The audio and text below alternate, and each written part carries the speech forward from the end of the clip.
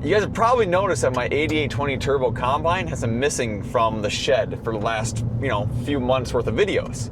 Well, I had it up at my welding buddy's place. He's been doing some work to it, making some additions. I can't wait to see this thing. We're on our way to pick it up right now. And I thought, you know what? A lot of people ask me, why did you buy an 8820? For not much more money, I could have bought some fairly newer and more powerful combines. So when we get up there, we'll take a look at it, and I'll explain to you guys why I bought the 8820.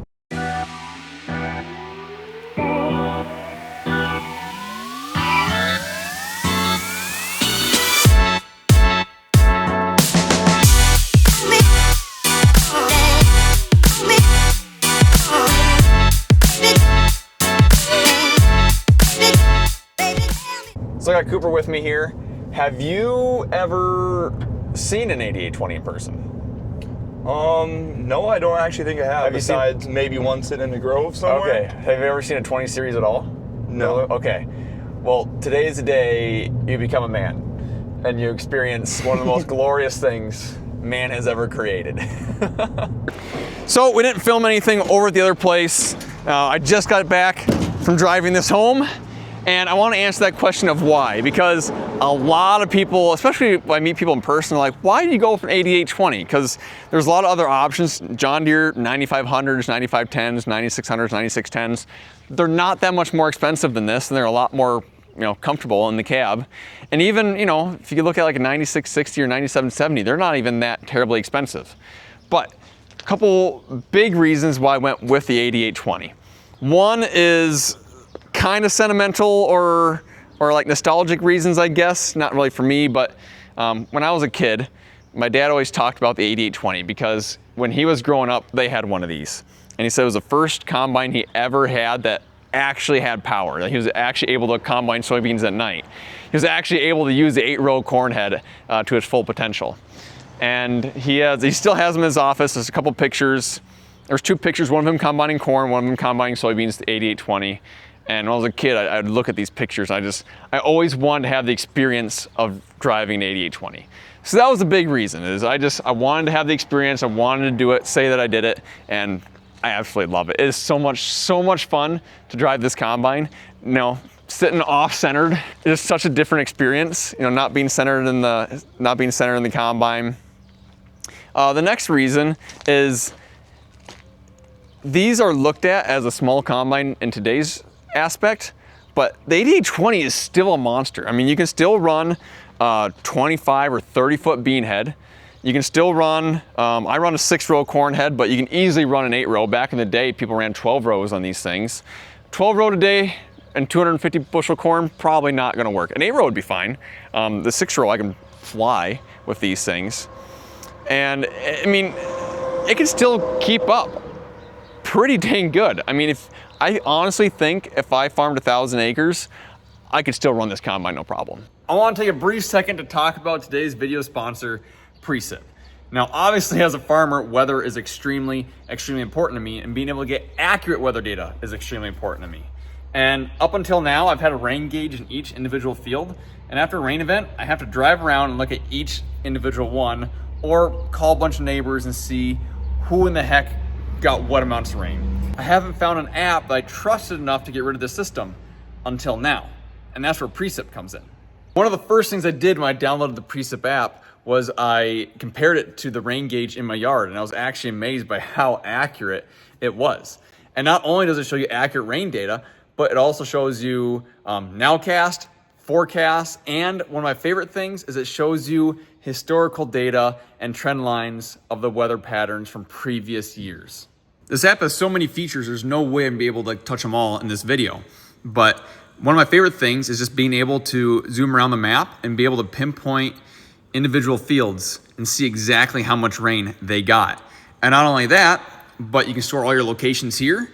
And if you click in here, you can analyze not only your current year data or the past month, whatever, but you can also analyze data from years past and look at trend lines and different things to see how this year compares to previous years, which as a farmer is one of my favorite features.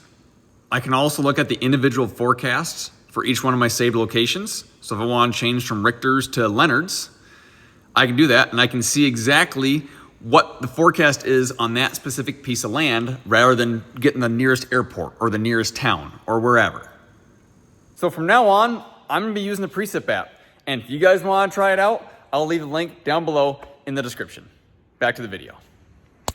The next reason is that they are extremely cheap. So if you wanted to buy a decent 9600 or something like that, you're probably looking in that 20 to 30 range. I paid $9 for this. Thanks, Dad.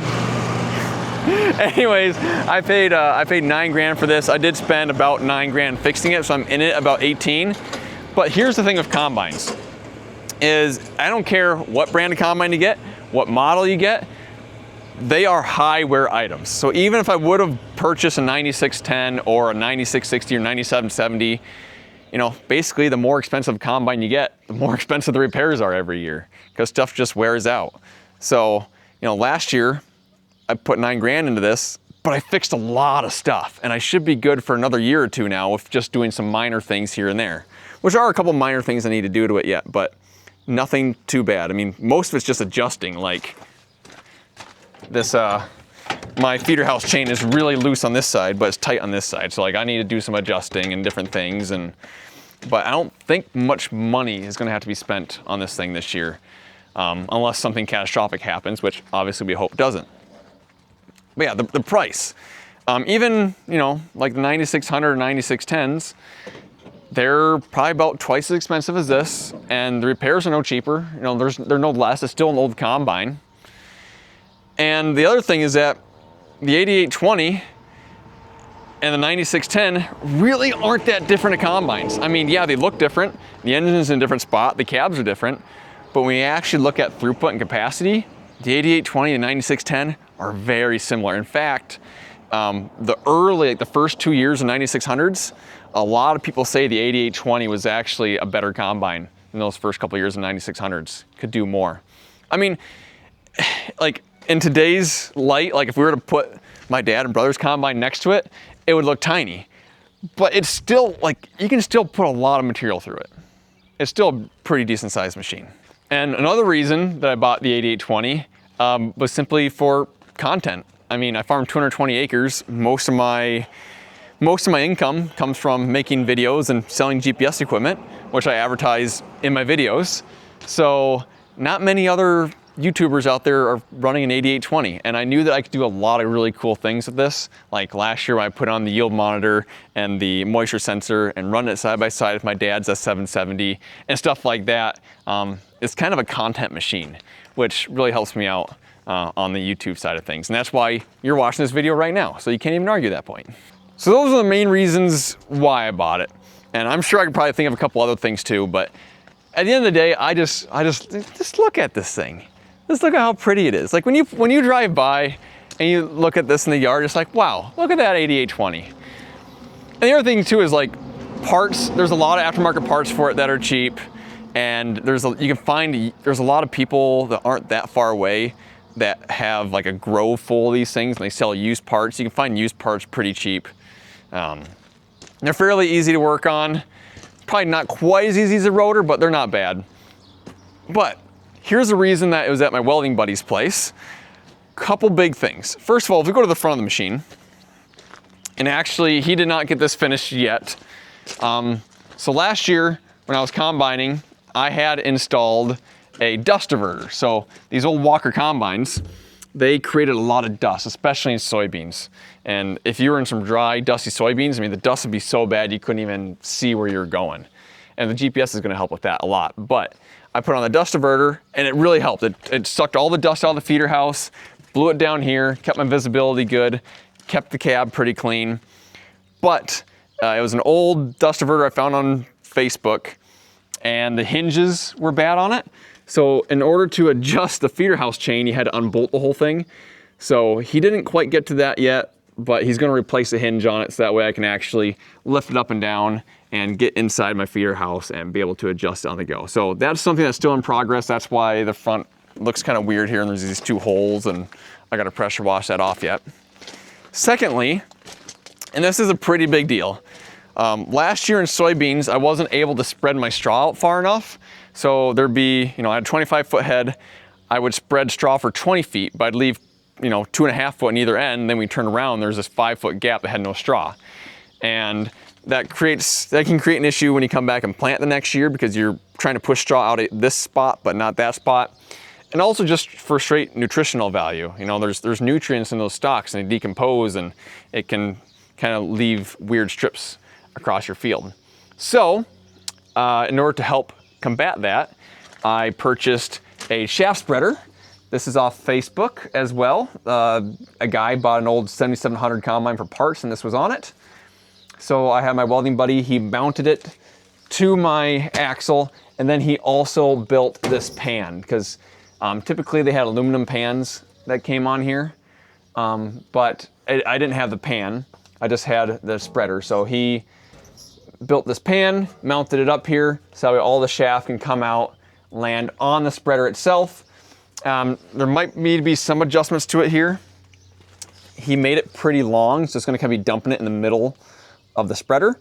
But worst case scenario, it'd be pretty easy to, you know, take 4 to 6 inches off it if we determine that that doesn't work very good. It's always easier to cut more off than it is to add more on. And then the last thing that he did to it was he fixed my grain tank.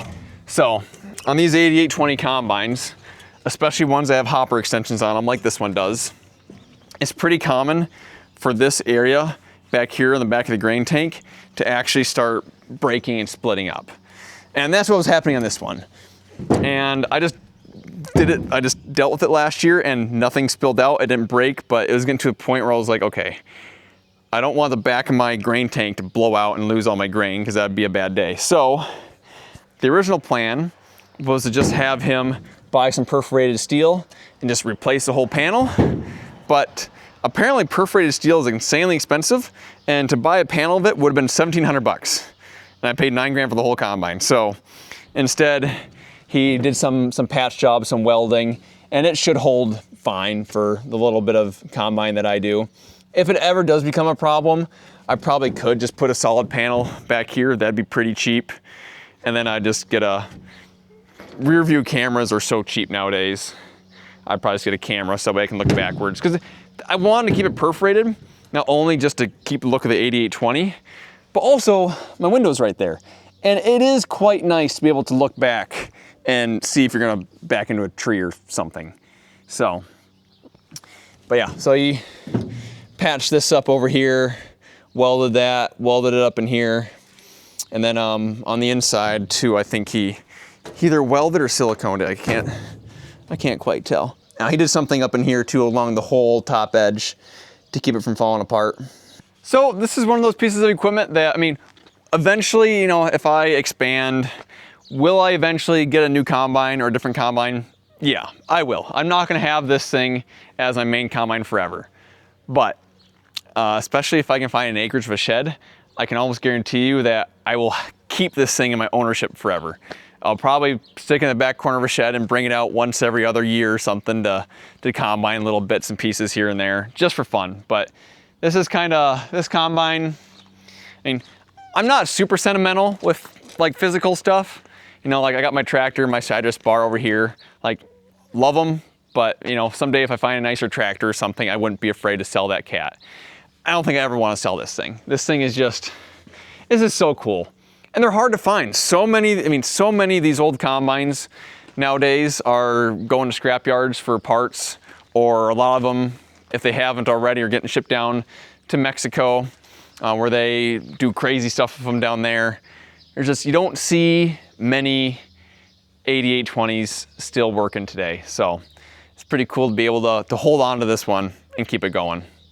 As long as it makes sense. I mean, if it starts to get ridiculously expensive to maintain, you know, then I'll have to cross that bridge someday. But at the current moment, you can still find a lot of aftermarket parts. There's a few things like the brakes don't work, and there's really no good way to fix them. They don't really make parts for them anymore. It's extremely expensive if you do want to do it. But from the Facebook forum that I'm part of about these combines, everyone claims they never worked that good and they were new anyway. So I don't have brakes or anything, but yeah, I don't know, it's just a fun machine. Really, really fun machine. So kind of an unconventional 6-gen farmer video. We really didn't do anything today, but I just thought, you know, I got this thing back and I asked all the time, why did I go with an 8820? Well, that's the reason why. So thank you guys for watching. And of course, if you want to see more content on this, we got a few videos coming up on it here this spring and summer. I'm doing some work to it here before fall, making some more upgrades yet. Got some more upgrades coming to the corn head and the bean head. Yeah, so make sure you guys hit subscribe and follow along if you want to see that stuff, and I'll see you in the next one.